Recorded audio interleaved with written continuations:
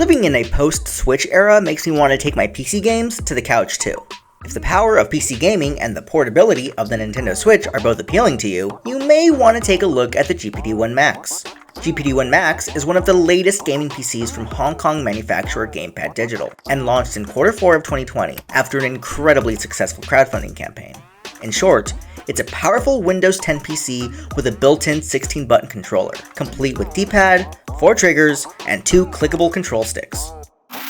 While the computer is powerful enough to produce and edit video content on, gaming underlines everything it does.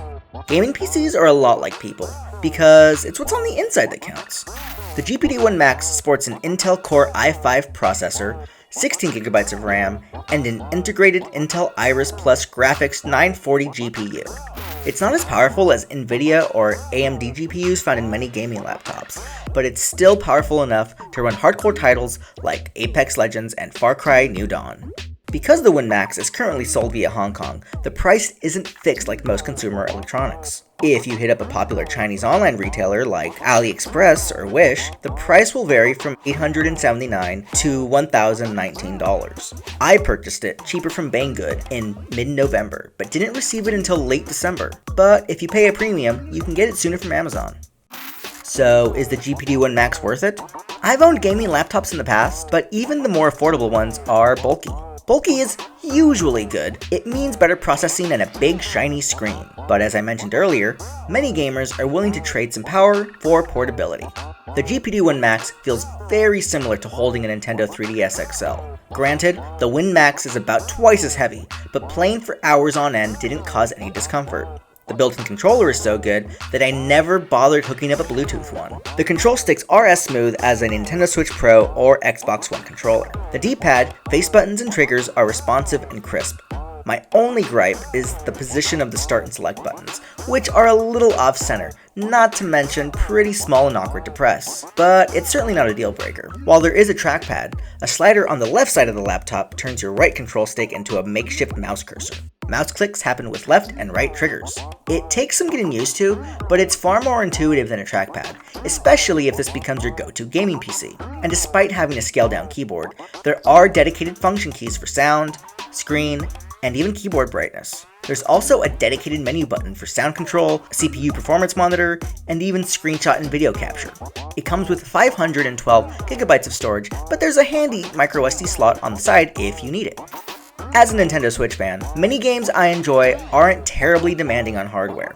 As of early January 2021, my most played game by far is Stardew Valley.